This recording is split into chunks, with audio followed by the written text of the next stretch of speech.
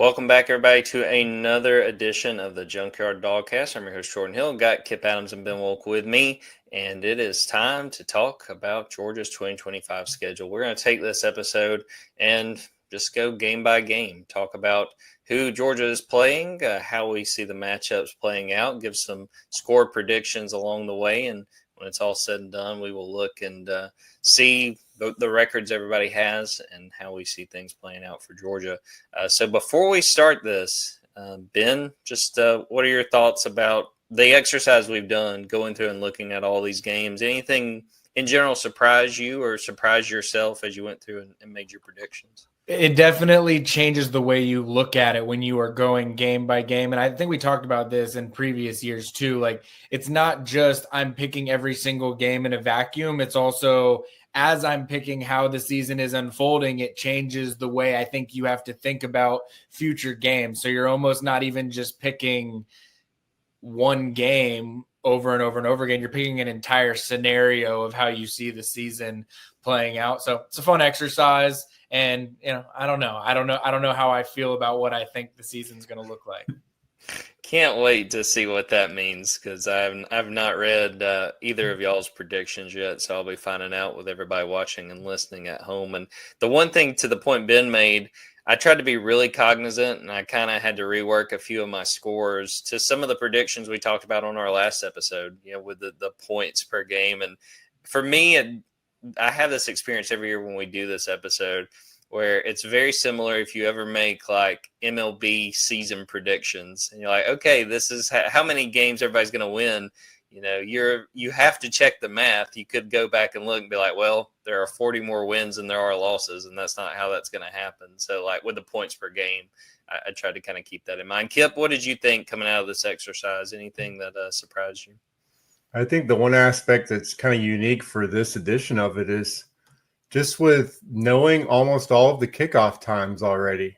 It just changed the way I looked at some of these games. I mean, that kind of thing often matters. We've just seen what a night kickoff can do at home versus a noon kickoff. And I just think knowing that Georgia's got a couple of those on both sides, it just kind of changes how I looked at it, because just based on what we've seen. I mean, it's obviously you get up for the night game and, you often kind of struggle to get going quickly whenever it's that noon kickoff. So that's kind of the one thing that I just found unique on this year's version of trying to predict what the heck's going to happen.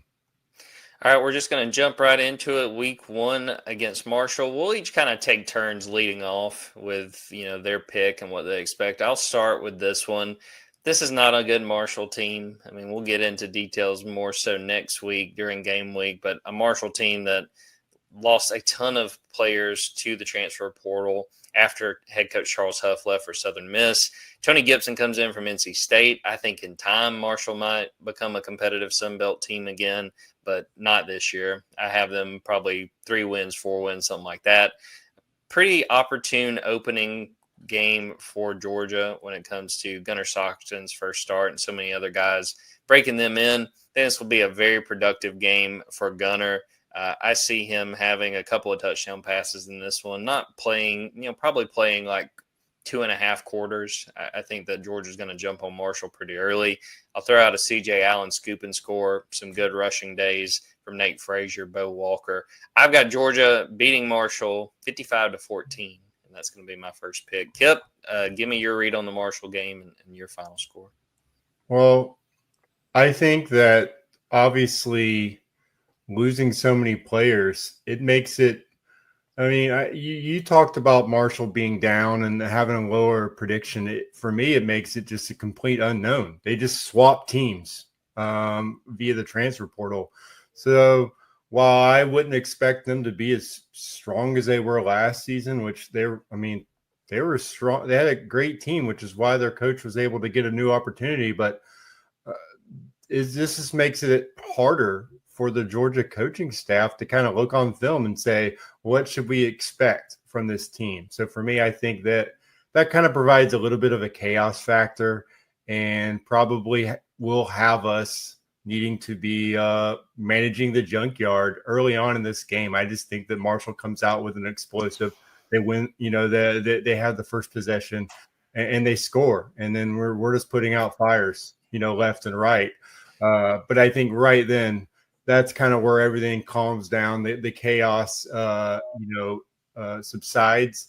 Georgia has a long touchdown of its own, and I think at that point, it's kind of off to the races. So I do have Georgia coming out and Gunnar Stockton throwing for 300 yards and Georgia winning comfortably 45-10.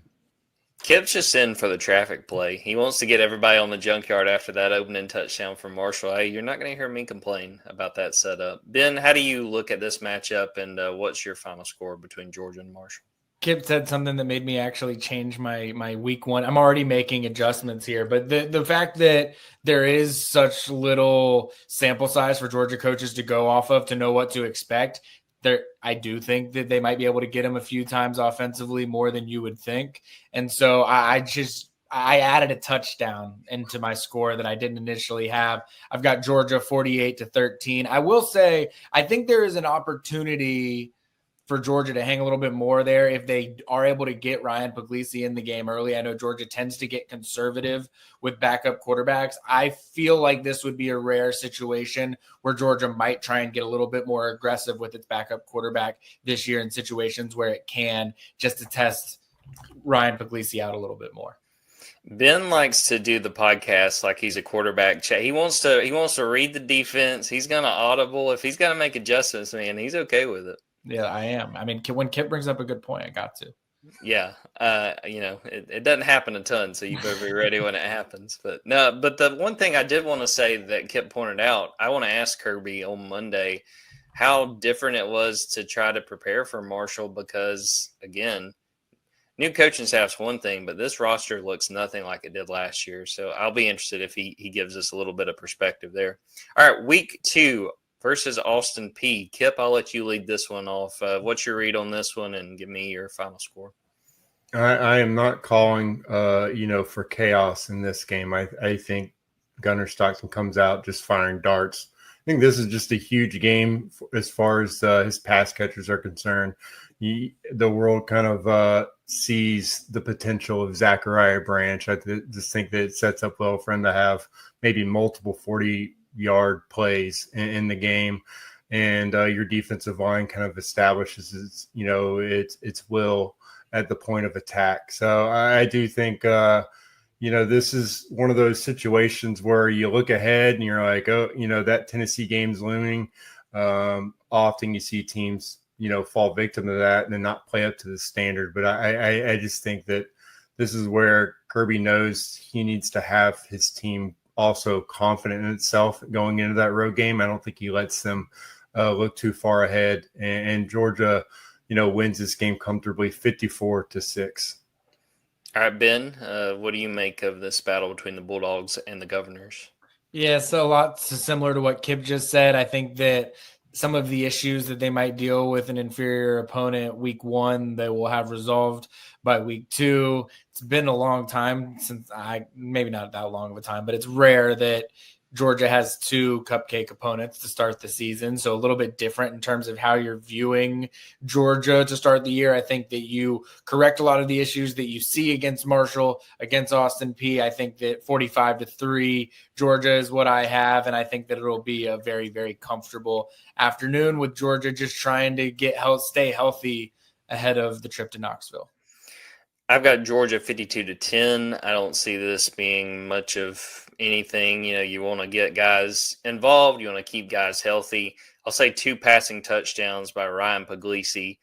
Some good stuff in the second week of the season. But Georgia wins this one by 6 touchdowns and moves on to 2-0. All right, let's be honest. This is the next game, week 3 at Tennessee, is the first really interesting matchup for Georgia this season. All credit, all due respect to Marshall and Austin Peay. Ben, I'll start with you. At Tennessee, what's your read on this and what's your final score? I think all these 50-50, I don't even want to say 50-50, even if they're 70-30 road games that Georgia is going to be playing this year at Tennessee on neutral against Florida at Auburn, I think they're all going to be close, tight football games that could go either way. I think that this is going to be one of those games where it's going to play in Georgia's favor that Tennessee wasn't able to figure the quarterback situation out in the offseason. I think that, the fact that they had this weird quarterback battle and now they're going with a guy that they took out of the transfer portal post-spring, I expect it to be a close game because I think that you're on the road at Tennessee. It's not going to be easy. We know how Georgia plays in these first road SEC games of the year, and maybe not so much how Georgia plays, just how teams play when they're all going on the road for the first time in SEC play for the season. It's never easy. And so I think it will be close, but I think that if Joey Aguilar's got the ball in his hand at the end of the game, I like Georgia's chances to be able to get a stop. If Gunnar Stockton's got the ball in his hands at the end of the game, I like Georgia's ability to make a play and win the game. I've got Georgia 24, Tennessee 20. I'm going Georgia 33, Tennessee 24. I think it'll be a pretty competitive game, but, the Joey Aguilar piece of this, I'm just not convinced that this is going to be a guy that is able to beat Georgia. Now, the fact this is in Knoxville, I think you're going to see a couple of slip-ups along the way from the offense, maybe a couple first-half turnovers, make things interesting, kind of feel tight in Neyland Stadium. But I think with what Georgia has, I think that this is going to be a game where Noah Thomas makes an impact. Tennessee's got some really good defensive backs. I think that they're going to try to slow Georgia's receivers down. I'm going to say that Noah Thomas has a touchdown catch in this game and also another really big explosive play in the fourth quarter. I've got Georgia 33-24 and moving on to 3-0 to start the season. All right, Kipp, what's your read on this Tennessee matchup? It just kind of reminds me of that Auburn game in 2023 with, Carson Beck making his first start against a much more experienced quarterback. You mentioned Joey. I mean, he comes in to this, he will come into this game having 26 FBS starts, but then another 11 JUCO starts. I mean, this guy's played a lot of football.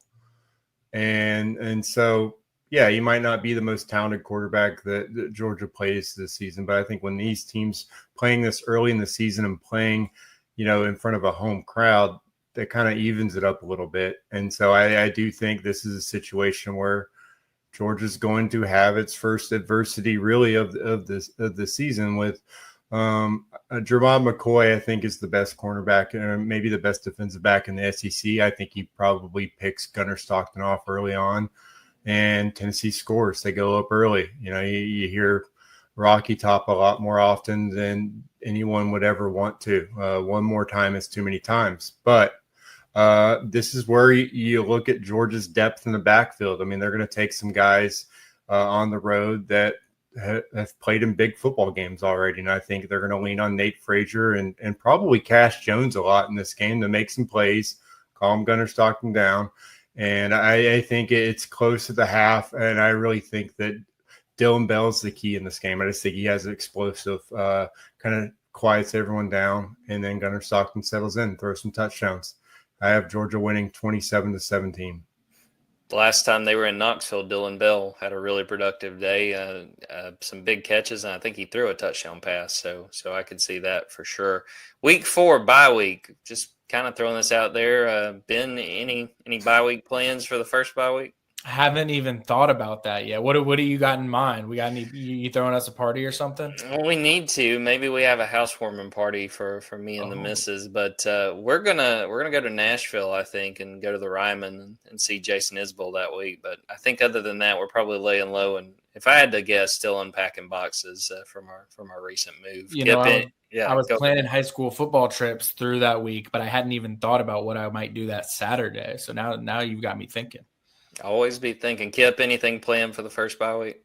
I mean, kind of similar to you. I just would like to, have a house to relax in, hopefully a completed house by then, to just kind of sit back and remember what it was like whenever I got this house 8 years ago. Maybe get back to those days. That would be great for me. And yeah, the 2 bye week thing is just. It's just great for us. This is where we just brag as journalists and say, like, enjoying a Saturday, not that Georgia fans enjoy, like, not watching their team play, but getting just to watch the full slate. The fans can actually agree with that. Stress-free, just watching team's not going to lose today. It allows us to have kind of the full fan experience, and I think taking advantage of that is key. So I welcome this new world of having multiple weekends to possibly do that. If not, get away for one weekend, but then have the other weekend just to lock in and experience that again, because it's the greatest sport in the world. Give Kipp credit if you've missed this. I think we've mentioned it a few times. He's been podcasting in basically an active construction zone. So we want to shout him out for sticking with it. And he's quick on the mute button too when he needs to be. So we really appreciate that. All right, week 5 versus Alabama. I'll start this one, and I'll get the negative out of the way for the Georgia fans listening. I'm just sort of at a point with this series where I need to see Georgia beat Alabama. And, the fact that in 2024 they had to go to Tuscaloosa, a very raucous environment, and pretty much anything that could go wrong went wrong in the first half of that game. Georgia fought back, made it interesting, but wasn't able to win out. This is the best opportunity Georgia will have to beat Alabama. This is a game, if I were to poll Georgia fans and say you can guarantee only one win during this regular season, which one would it be? I think the majority of folks would pick Alabama, but I'm going to pick Alabama to come into Athens and win this game 23-20. I think that as much as a lot of people, I think, sold the stock on Kalen DeBoer after the first year, I still hold him in high regard. I think that his second year, he kind of knows. It goes back to something we heard from T-Rob early in fall camp. He was talking about when you join a program, you find out that, there are potholes and there are sinkholes, and you sort of learn how to navigate the program. I think Kalen DeBoer has a greater read of the Alabama program. I think that he wouldn't have turned to Ty Simpson if he didn't think he was the guy for the job. The fact Jim Miller is hurt does really make things intriguing for me because he had a big touchdown catch in that first half against Georgia last year. But I'm going to say that Alabama finds a way to come into Athens, win that game 23-20. I think it's a low-scoring game throughout. I'll say that Georgia's driving late to try to tie it up, and a fumble winds up giving Alabama the ball back, and Alabama wins by 3. All right, Kipp, what's your read on Georgia versus Alabama between the hedges? What a fascinating game. I mean, the narrative still exists, even though Kirby won the big one against Alabama. Just the fact that he's still, now 1-6 against the team. I think it's still a situation where you just look back at the last 2 times Alabama's played in Athens. That's what really fascinates me, though. I mean, the last time Kirby Smart was coaching the defense, and you had Lane Kiffin calling plays. And then it's all about the first half in those games. Alabama led 31-0 in 2008. Obviously, that blackout game will live in infamy. And then 2015, 24-3 at half. It was just pouring down rain. It was a miserable experience for everyone in the Georgia program and fan base. And that one kind of, the first one marked the historic Saban run, and the second one kind of was the bell toll for the end of Mark Richt's time. So I just think that it just makes for an even easier storyline. There's no shortage of things to write about with this game. But looking at the actual game, I just think this is a great opportunity for Kirby Smart to turn the page. I think that this defense is set up really well to actually shut this offense down. And I know that there are wide receivers that recently turned 18 for that offense that, people will be looking at and wondering, is he going to make a crazy catch again? But I just think in this situation, this is where Georgia's depth at cornerback really kind of plays a big role.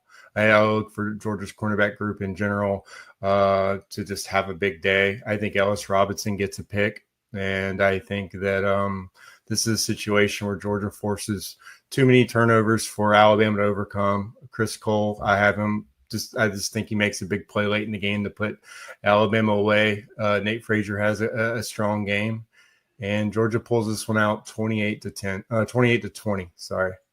28-10. A lot of people would have loved for that one. That would make a lot of folks on the Junkyard happy, but no. I think at this point you beat Alabama by 1, and Georgia fans will be thrilled. All right, Ben, what's your pick on this, and how do you see this one playing out? I'll be honest, the 28-10 variety is sort of how I'm thinking about this. I kind of have two takes to get off here. One, I think that, yeah, I agree with you, Jordan, in that like you got to see Georgia beat Alabama to really be able to feel it and experience it. That said, Georgia hasn't gotten to play Alabama in Sanford Stadium in the Kirby Smart era. And I think that, for one, it's a travesty that they've played as many games as they have, and they haven't played a game in Sanford Stadium yet, despite having played multiple games in Bryant-Denny. But I think that I think Georgia was overly confident going into the Alabama game last year. I think that Georgia thought that it was the better of the two teams. And quite frankly, Georgia was the better of the two teams last year. It was sort of an unexplainable first quarter and a half in terms of how that unfolded. And so I think that, I know Georgia treats every single game the same, but I know that this Alabama game means something more in the regular season. I do not see a world where Georgia loses this game. I know that sounds crazy, but I just think that Georgia is going to find a way to win this football game. I have Georgia winning by double digits, 27-17. I could have a conversation about me thinking that they would, do a little, foot on the throat, going a little bit further. My other take that I want to get off, however, is this is not me not believing in Alabama or Kalen DeBoer. I actually think Alabama is going to go 11-1 with Georgia being the only loss that Alabama experiences throughout the regular season. You look at Alabama's schedule, I don't know how many losable games that they really have there when I'm looking at how I feel about Alabama, like maybe on the road at South Carolina, maybe against Tennessee, but I feel pretty good, maybe at Missouri, but I feel pretty good about Alabama for the rest of its schedule. So I have Georgia winning 27-17, but I do have Alabama going 11-1. All right, on to Kentucky. Kipp, I'll start with you. What's your read on Georgia versus Kentucky and how this thing plays out? Well, this is why I brought up the times, the kickoff times. I mean, come on. Emotional win. You feel like you got the monkey off your back again, and you got a noon kickoff against Kentucky, the team that just always just is, well, not always, but is often annoying for Georgia. They're just a team that plays Georgia really strong when you least expect it. I really think Jamori Macklin is going to be, one of the better wideouts in the SEC this year. I think he kind of catches Georgia off guard for a touchdown early on, and then Kirby Smart probably gets what he wants a little bit, which is just a reason to delay into his players. I mean, you're going to see him on the sideline. He's going to be on his, his third visor by the second quarter. And I think it's effective. And Gunnar Stockton just comes out, guns blazing, hits Branch for a really long touchdown. And probably Gunnar runs for a touchdown as well. I think, Georgia goes into halftime with a 2-touchdown lead. Gunnar has, a performance that puts him in the mix for SEC Player of the Week, and Georgia's defense comes out and just completely shuts Kentucky's run game down. So I just think that this is where they kind of flex the depth that they have on the roster, and I have Georgia winning 35-10. All right, Ben, what about you? How do you see Georgia, Kentucky playing out? Yeah, I think this one has to do with Kentucky. I hate to say it for Kentucky. I agree with some of the individuals that Kipp mentioned on Kentucky. I feel for Mark Stoops, man. I mean, this is a guy who thought that he was taking the Texas A&M job, and now he's at a program who is going to just be at a revenue share disadvantage because of what their athletic department is going to devote to basketball in comparison to football compared to most other programs in the SEC. And so I feel for him. I just don't think that Kentucky's got the dudes to be able to hang in this one. I've got Georgia 41-10, and I think it'll look every bit of that score, maybe even worse than that. I think this is Mark Stoops' last season in Lexington. I think this is a group that's just not up to the caliber of being an SEC contender or trying to even take a step forward from last year. I got Georgia 45-17. I'll say this is the Nate Frazier game. A couple of touchdowns. And a game where, so often we see the matchups between these two teams, a lot of running the ball, a lot of relying on the running back. So I'm going to say Nate Frazier, 2 touchdowns. I'll throw in Josh McCray finds the end zone as well. But Georgia wins this one 45-17. Another interesting road game at Auburn. Ben, I'll start with you. What do you make of this trip to Jordan-Hare?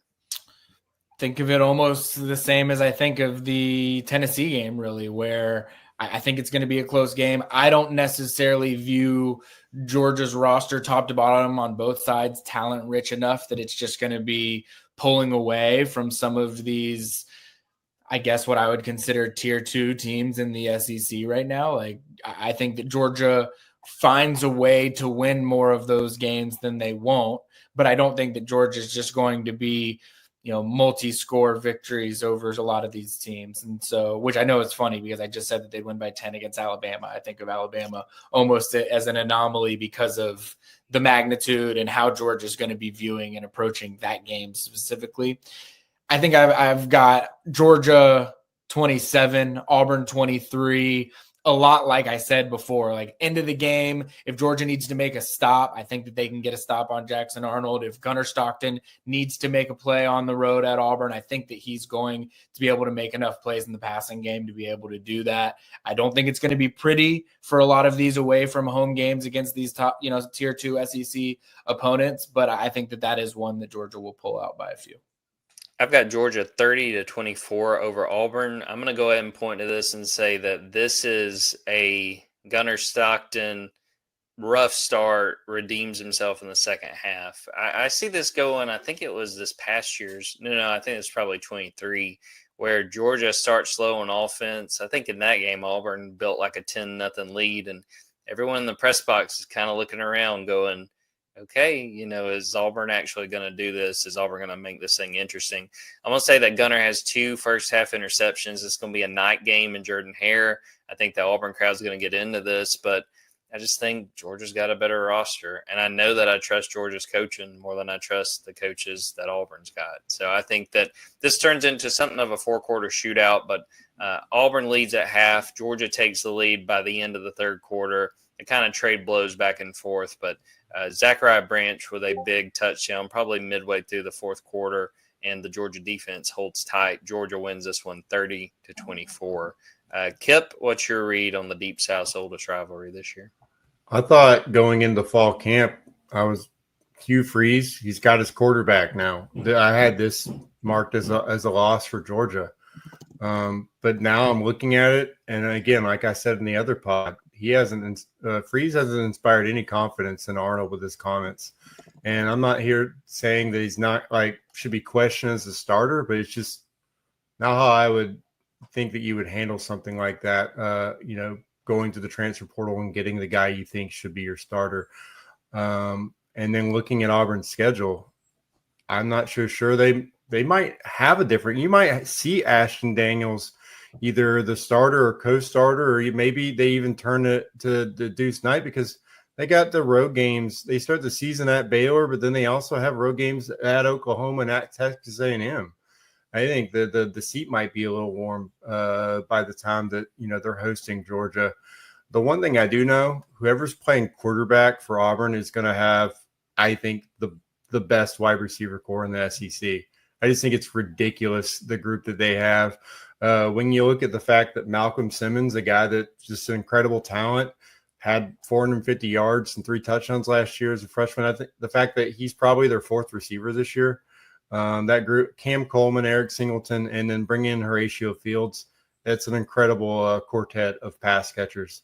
So I think there's going to be some explosives from that group. And we know Jordan-Hare is going to be rocking. So I just think it's going to be another one of those closer than you expect kind of games. I have Zachariah Branch getting what we talked about, making all of us happy with that special teams prediction. I think he gets that return touchdown in this game to seal the win. Georgia wins 28-20. All right, going on to week 8, home against Ole Miss. This is going to be another game where Georgia lost last year in the regular season, looking for revenge. I'll start with this one. I'm kind of seeing a shootout this time in this Ole Miss game. I really like what we saw of Austin Simmons, albeit, I think Kipp pointed out last episode that one drive against Georgia has everybody convinced. And I'm not saying that he's like a first-round pick waiting to be, but I do think he's a capable quarterback, and I think that Ole Miss is going to come into this and be ready for a dogfight. My big question with Ole Miss is just that defensive front. After everything they lost last year, Talking to some of the people around Ole Miss, they seem kind of quietly confident about that group, but I just don't think they're going to get enough stops on Georgia. I'm going to say that Gunner throws 4 touchdowns in this game. I see this being back and forth. Georgia's defense has its moments, but really shines in that fourth quarter. Gets an interception on Austin Simmons that gives Georgia just a little bit of breathing room. So I've got Georgia 41-31. I think it's probably even a little closer than that, but Georgia wins this one by 10 to get ready to go into the next bye week. Ben, what do you make of Georgia Ole Miss? Well, we know Kirby Smart and Lane Kiffin are close, and Kirby Smart has, I'm sure, not enjoyed living for a year knowing that Lane Kiffin got him last season. This is another one of those games where I know all games are considered the same. I'm sure that Kirby Smart does not think of this game the same. He views it probably more as a must-win than some of the other ones on the schedule. I think that Georgia, just because of the sum of the turnover on Ole Miss's roster, because of the unknowns around Austin Simmons at quarterback, I think that Georgia is going to be able to get the upper hand, force some mistakes, some of those types of things. And again, it's hard to win in Sanford Stadium. That's why nobody's done it yet this decade. I think that I had 37-17. I think that as I started to do the math in my head of how many points Georgia was going to be allowing this season, I realized I was going to say that they went over 17.5 points per game allowed, but I was coming in, or I still am, I think, coming in a little bit under when I'm doing these game by games. So I'm gonna say that Ole Miss tacks on a late game touchdown, so 37-24. All right, Kipp, what do you make of Georgia versus Ole Miss this year? Do you guys think that Lane Kiffin uses a lot of emojis in the text thread? Do you think he's sent Kirby just 30 emojis, or do you think he's more of a? Well, that's another question. Do you pronounce it GIF or GIF? Are you guys GIF guys? I'm a GIF guy, and I think Kipp. I think that Lane in that group is a GIF guy. Yeah, that was going to be my follow up. Do you think he just is spamming Kirby with GIFs all off season?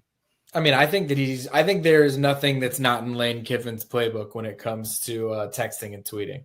I really hope that he's actually a voice memo sending. I think that's the funniest option in those groups. It's just like a minute 20 of Lane just being like, hey, haven't caught up. Hope you guys are doing great. Like just very over the top. Like, okay, chill out.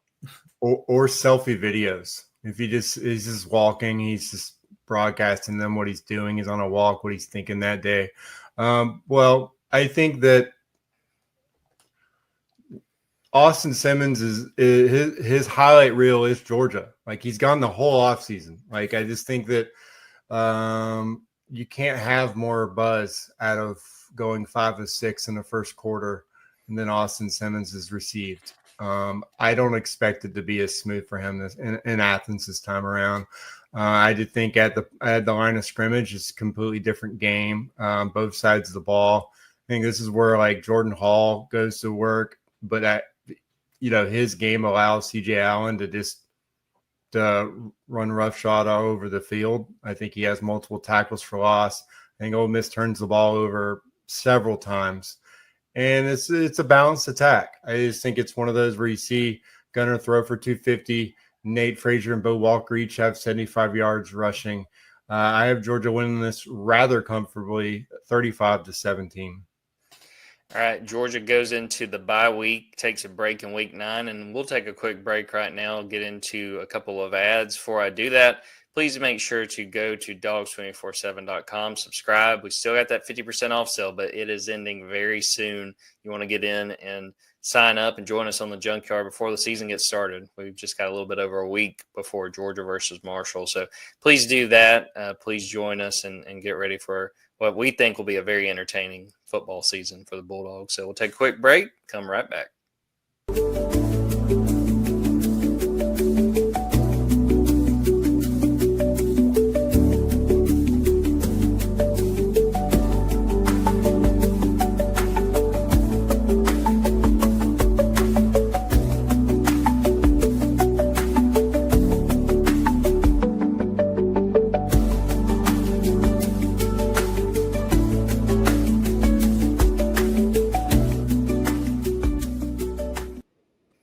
right, jumping right back into it. Week 10, Georgia, Florida in Jacksonville. Ben, I'm going to start with you. Tell me what you make of this matchup and give me your final score. Yeah, so at this point in the season, I mean, you've won some nail biters against Tennessee and Auburn. You've kind of comfortably beaten Ole Miss and Alabama, and so there might be some Gunnar Stockton Heisman talk going on right now. There's some Georgia #1 team in the country talk going on right now, and then you go on the road or you go to neutral site game, play Florida, and I think that.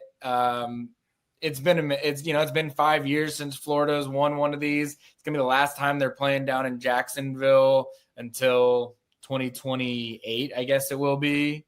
And I think that DJ Lagway and these receivers and Jaden Ball, for that matter, at running back, have an offensive firepower that is legitimate. Like I think when you listen to Florida folks talk about their team right now, there's a lot of confidence. They think that they've got one of the best lines of scrimmage in college football. They think that their young receiving core is as explosive as anyone in the SEC. They think that DJ Lagway is the best quarterback in college football. And I think that it's easy to be dismissive of that because of what Florida's been in recent history and their tendency to, they've done it before with Anthony Richardson. We just sort of saw this whole song and dance go on in terms of how they talked about that quarterback and how things played out with his college career. I do think DJ Lagway is different. I do think that this wide receiving core is different. And I do think that their offensive line and defensive line is much more top of the SEC ready than I think a lot of folks are willing to give them credit for. I don't think that this game is, in my pick here, Florida 28, Georgia 24. I don't think that that's a case of I think that Florida is better than Georgia this season, or even that I think that when you look at the end of the year that Florida will be viewed as the better team. I just think that Georgia is going to experience some slip-ups along the way. I think winning some close ones against Auburn and Tennessee on the road is going to take a lot out of you. And I just think some weird things happen from time to time in Jacksonville. And the fact that it's going to be the last time there in a while, I expect some especially weird things to happen. And unfortunately for Georgia, I have Florida having some Jacksonville bragging rights for a few years to come now. Really didn't see Graham Mertz's biggest fan jumping on the DJ Lagway bandwagon, but, anything can happen. That's for sure. Kipp, what about you? What's your pick for this game? This one's tough. I mean, DJ Lagway is a problem, and I think most would agree if he was healthy last year. It's a completely different season for Georgia, I believe. I don't think that they were in good shape before he went down. Assuming he's healthy for this game, I think it's just a unique issue, one that is kind of exacerbated by just the scheme that Kirby Smart plays. It's just something where it hasn't changed until I see it change. This is going to be where it's built to stop a different style, and I think that extends really to the line of scrimmage as far as the issues for Georgia in this game. If I'm really being honest, I think that both sides of the ball, this is where Florida's line will probably be playing better football. Jake Slaughter, I think, is the best center in the country. And if you're outside of Caden Proctor, I think Austin Barber's probably the best left tackle in the conference. And then on the defensive side of the ball, I mean, with Caleb Banks and Tyreek Sapp, those are havoc guys on the defensive front. And so I do think that they're going to win those battles early. And I think what we may not have really seen so far in the season is Georgia having to play from behind. And I think if Georgia's a couple scores behind, can Gunnar Stockton, lead a different style of offense and one that might be a little one-dimensional at this point? I think he might force a couple throws in this one, a couple throws he might regret. And I do have Florida winning this game 30-23. I'm the only one that's going to pick Georgia in this game. I have got Georgia winning this one 30-21. I do think it's going to be very competitive. The thing for me, I still need to see DJ Lagway for a whole season. I mean, the thing to me this whole offseason, I feel like there's been a big question mark about his health. They've had a few other guys that have gotten banged up in the lead up to this season. But for me, is DJ going to be 100%? Because, if you look at his statistics last year, on the whole, I mean, they weren't great, but we saw what he did when he was playing against Georgia. And I do agree that, if he stays healthy, Florida may win that game. I see this game being very competitive, 30-21 to Georgia. I'm going to say Colby Young has a big touchdown catch, that Oscar Delp has a big touchdown catch as well. And then Jordan Hall, Jacksonville native. I think that he has a couple of tackles for loss, a big fourth down stop when Florida's trying to make this thing interesting late. Georgia wins 30-21. All right, going into the next week at Mississippi State, I'll start with this one. Georgia 47, Mississippi State 24. I'm still not a believer yet in Jeff Lebby at Mississippi State. I thought last year didn't go great. Now, they did make plays against Georgia. I thought they looked okay against Texas. I think that was the week before they played Georgia. But trying to get Blake Shapen back and settled in after he got hurt early in last season. The defense was porous last year, not very good. And, I mean, honestly, they opened the season at Southern Miss, and that's Charles Huff, and that's a lot of Marshall players from a team that won the Sun Belt. I don't hate that as an upset pick with Mississippi State as a 12-point favorite. So I don't think this Mississippi State team is very good. I think that they are going to have to show signs of life for Jeff Lebby to get to hang around, because we know how quickly, if you don't show proof of concept, you don't get to stick around very long in the SEC. I've got Georgia 47-24. I think that 24, I think you're going to see Georgia work in some backups, Miss State, be able to make some plays late. But Georgia wins this one pretty comfortably. I will say that Bo Walker gets a good bit of run and has a productive game against Mississippi State. Kipp, what do you think about this battle between the Bulldogs and the Bulldogs? Since I have Georgia coming off a loss, I think that you're going to see the bloodiest Tuesday of the season. And those usually turn out pretty well for Georgia. I think they just come out scorched earth. I think that Gunnar Stockton just hits Noah Thomas, spams that button, uses his elite pass catcher. And I think this is kind of where you start to see Noah Thomas emerge as one of the leading receivers in the conference. I have him going over 100 yards in this game, having 2 touchdown catches, and Georgia scoring on its first 4 possessions. I just think that they're going to go into halftime with a comfortable lead and a dominating defense. I think Mississippi State's going to struggle to hit triple digits of offense at this point in the game. The game's never in question, and Georgia bounces back. I have them winning 45-10. All right, Ben, what about you? What do you think about Georgia's trip to Starkville? Well, much like with Kipp, I think it's just based on the scenario that we've drawn up. Unfortunate for Mississippi State that they're coming off of a Georgia loss. I think that, much like I've said with other road games, it's not easy to play on the road in the SEC. Now, you are getting Georgia's going to be a pretty weathered football team by that point in time. They're going to have had some tough home games. They're going to have gone on the road or neutral site and played some tough games as well. So I don't think that you're going into the cowbell environment and being affected too much just based on the experiences that you've already had earlier on in the season. Some weird stuff happened in last year's game that made the score what it was. I kind of feel like some weird stuff probably just happens whenever you play Mississippi State. And so I think some weird stuff's going to happen again. And that's why I have a weird score, Georgia 41, Mississippi State 18. All right, the following week, Georgia versus Texas in Sanford Stadium. And Ben, I'm going to throw it back to you. Tell us how you see the Bulldogs and Longhorns, the third meeting in the last 2 years, how you see it playing out. I think it'll be an instant classic. It's funny because I know that earlier, this week as we're recording this, it was Justin Williams was asked about Texas. And I feel like people are not wanting to call it a rivalry because there's not some traditional historic, long list of matchups that have happened in the past. But let's call it like it is. Texas has come into the SEC. There have immediately been ongoing recruiting battles in each other's states to steal players from one another. They have played 2 times, once for an SEC championship already. This is as close to a rivalry when it comes to competitiveness going in the past and going forward as Georgia has had with anyone other than Alabama since Kirby Smart has been a head coach at Georgia. And so to me, it is a rivalry. And I think that we should be expecting classic football games. Every time that Georgia and Alabama play each other, it turns into a classic football game. And I think that that's going to be happening with Georgia, Texas. I hope that Alabama and Texas are playing a bunch of games in the future as well, because I think you'll see the same thing there too. I do think that Georgia is going to suffer its second loss of the season, second loss in 3 weeks by just a hair. I've got Texas 24, Georgia 23, but I think that this is going to be an all-time football game in Sanford Stadium. Would be Georgia's first loss in Sanford Stadium in 6 years.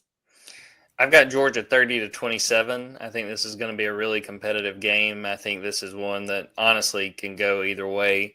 But I think that the fact that Georgia took care of Texas the last 2 times they played last year.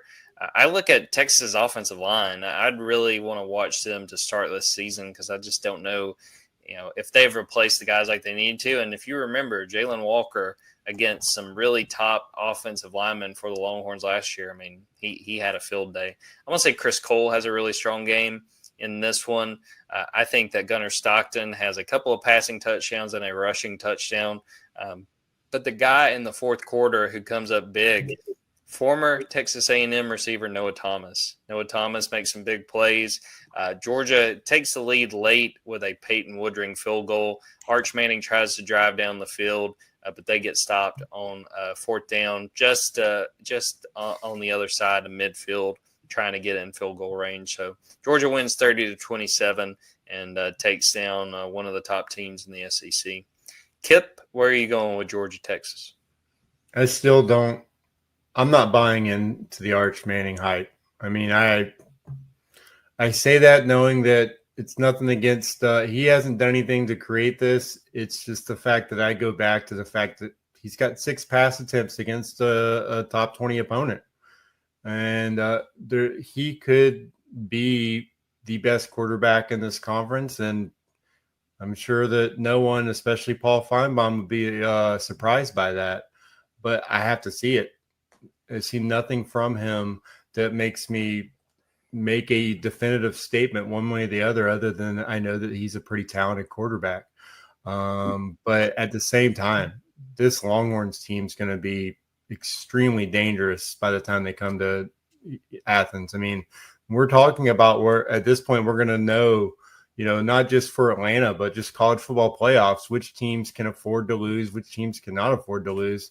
I think Texas might be in that, the latter bracket where it's kind of a must-win game for them to stay in the hunt. And I really like the defense. I think Anthony Hill is an outstanding player. Their secondary sent a couple guys to NFL, but they still have Malik Muhammad and Michael Taft. Those are outstanding defensive backs. They led the country with 22 interceptions last season. And I think that's where you got to see the growth from Gunnar Stockton in this game, because it's going to be a battle of quarterback decision-making. Who makes that, that big mistake or the first wrong decision late in the game, where I think it's going to be a really tight battle. I think Gunnar makes more correct decisions, and I think that's the difference in the game. It may not be a all-time performance, but I think it's one where, maybe he goes 14 of 21, but doesn't turn the ball over. And that's how Georgia wins this game, 28-24. All right, week 13, Georgia versus Charlotte. I'm just going to make this one quick. Georgia wins 44-7. Charlotte, not quite in such a dire position as Marshall, but Charlotte is starting over. Tim Albin is the new head coach. Did a great job at Ohio. This is like the SoCon Saturday that we used to have, before that final week. Georgia takes care of the Miners. I will say that we see a little bit of Ryan Montgomery in this game. Dwight Phillips Jr. has a touchdown. Dylan Bell, end-around touchdown. Georgia wins 44-7. Ben, what do you make of Georgia versus Charlotte? Yeah, maybe if they had Deshaun Purdy at quarterback, I'd give them a little bit more of a chance in this one. But I think, I have Georgia losing the week before. I think they'll be an angry football team. I've got Georgia hanging 50 for the first time all season, 51. Charlotte 12, one of those games where I just think sometimes lesser opponents move the ball, get into field goal position, maybe score a touchdown that they shouldn't here or there against Georgia. So I got 51-12. All right, Kip, what do you make of Georgia-Charlotte? I like it. I also have Georgia breaking out a 50 burger. I think this is where you get to see the most of Ryan Puglisi that you should expect to see all season. Really, I think he gets pulled. We get to find out who QB3 is, and is it Coulter Ginn? Is it maybe you get to see some Ryan Montgomery, Hezekiah Millender. I mean, you have a lot of options out there. I don't know how many of those guys will get into the game, but I do think there's a strong chance one of them does. And I like C.J. Wiley to have a 2-touchdown game here. I think the offense goes over 500 yards. So I have Georgia winning 52-3. All right, Week 14, Georgia versus Georgia Tech. This is going to be on Black Friday again in Mercedes-Benz Stadium. I'll start with you, Ben. Give me what your read on Georgia Tech and how this one plays out. You're not going to have Georgia sleepwalking into this one like I feel like they might have been last season.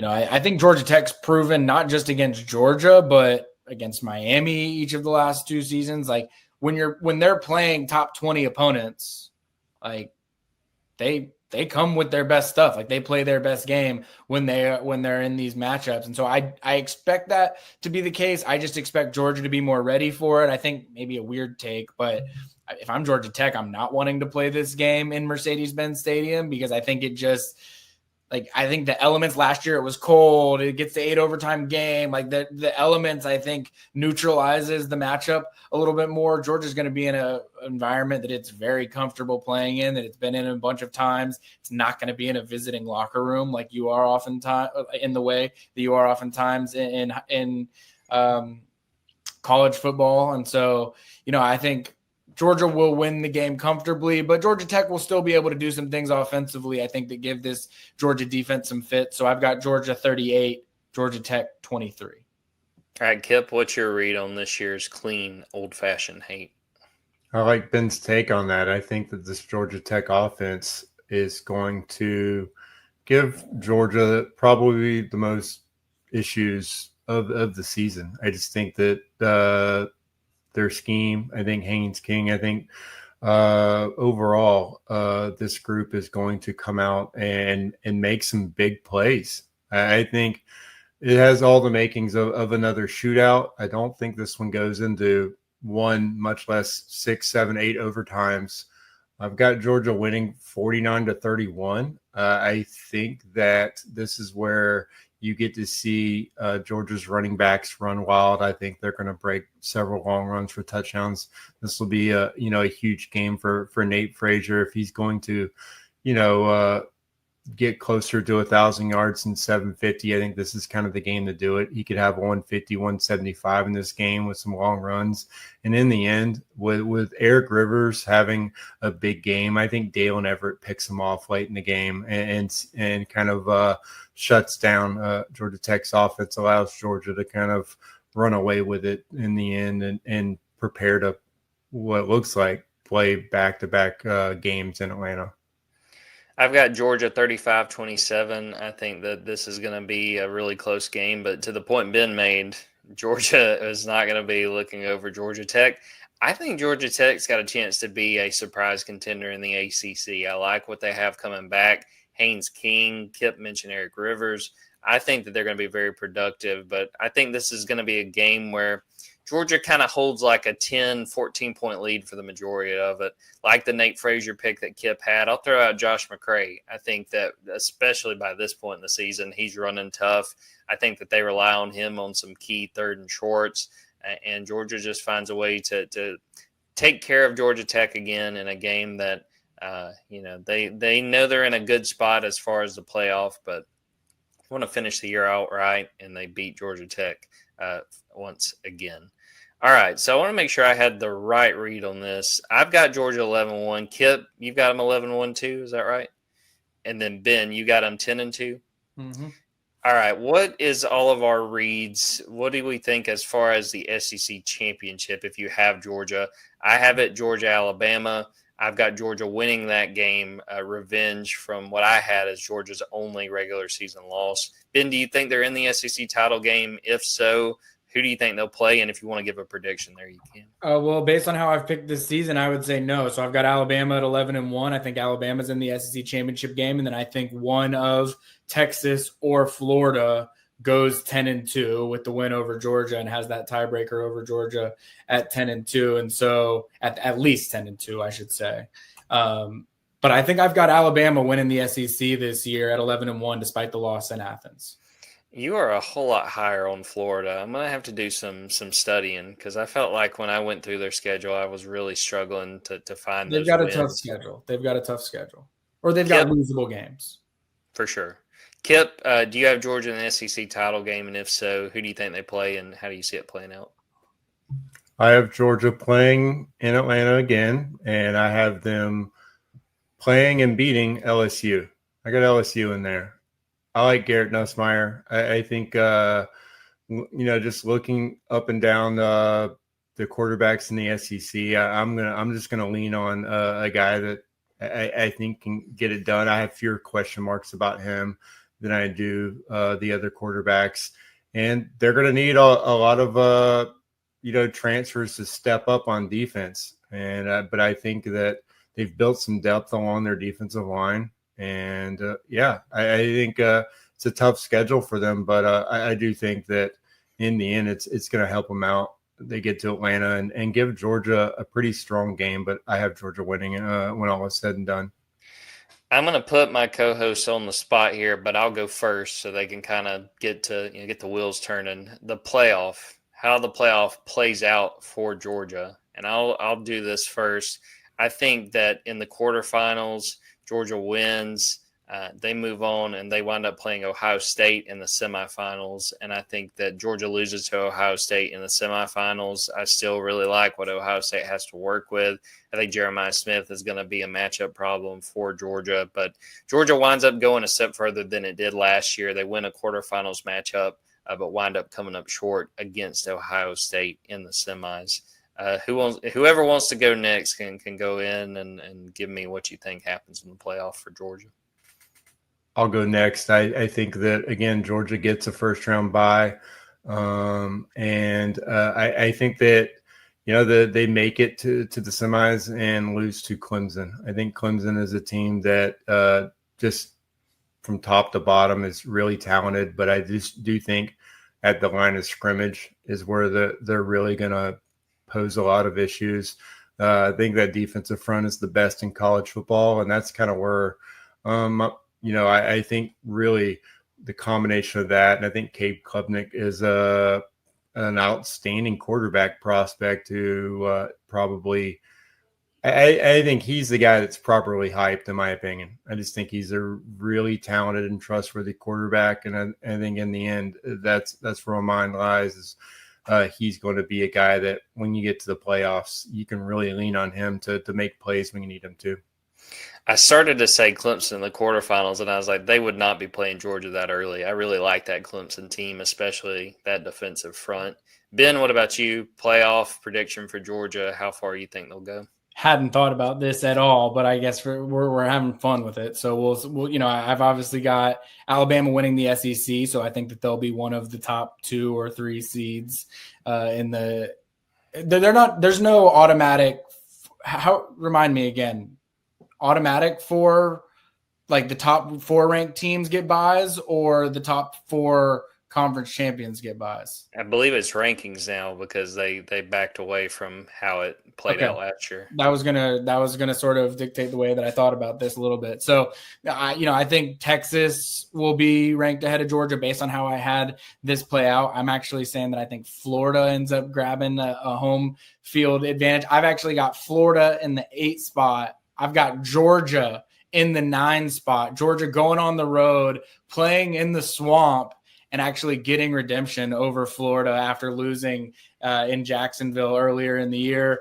I think that would mean that in the 8-9, Georgia would go on to play the 1 seed, who I think will be undefeated Clemson, who I think is just going to run the table in the ACC. And I like Georgia to win that one as well. So I've got Georgia in the semifinals. I haven't done the full bracketology yet to even know you're playing what now, like the 4 seed, I guess, which maybe that's like an Ohio State team that didn't win the Big Ten and then they lose to Ohio State in the semifinals. That's probably how I'll have it play out. I'm going to say that Ohio State repeats and they beat Clemson in the national championship. That's just kind of what I'm feeling. I think Penn State will be in the mix. That's another team that I would throw out there to watch. If y'all want to throw out a national champion, you can. I'm not going to make him. Yeah, I've got Ohio State winning the national championship. I'm going to be picking any team that Jeremiah Smith is on to win the championship until he's no longer on that team.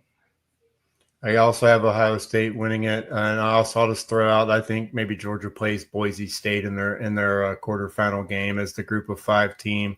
But yeah, I can't pick Penn State. And, I'm not going to talk about it from a family perspective, but you gotta prove it to me, James Franklin. I've just seen it. I've seen it enough.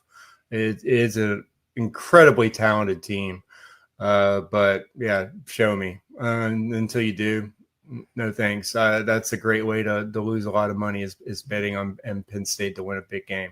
So yeah, I think Jeremiah Smith he's got a chance to really put his name up there. And every single video you see, it's just like, oh yeah, this guy's going into year 2. I mean, it's just ridiculous of what he's able to do. And so he's a terror. And you'd love to have a chance to play against a guy like that. I mean, that is a game where every cornerback in the country just marks and is like, this is my chance. But I don't know if any of them are going to be able to actually put up good film against him this year. We're going to end the episode right there. I appreciate Kipp and Ben for playing along on this one. Thanks everyone who watched or listened to this live. Subscribe to Dawgs247.com. Remember, we got that 50% off sale, but it's not going to be around for much longer. Subscribe to the Junkyard Dawgcast wherever you get your podcast, rate, review. Let everybody know that you're excited to follow along and get ready. When we record our episode on Tuesday, it's game week, and we're really excited for what we'll be doing to preview Georgia's Week 1 game against Marshall. And I would encourage y'all to keep an ear out, pay attention to what we talk about after the game, the Marshall game, because we got some fun stuff planned, some interactive stuff that I hope that the fans will take advantage of. Go to our YouTube, Dawgs247. Go to our TikTok, a lot of good content because football season's here. We're actually going to have some games to watch this weekend, and the best part, at least for us, we're not going to be working, but we're getting ready for the season ahead, and we hope that y'all will join the Junkyard and follow along with us. So we'll end the episode right there. For Kipp Adams and Ben Wolk, I'm Jordan Hill. Until next time, take care.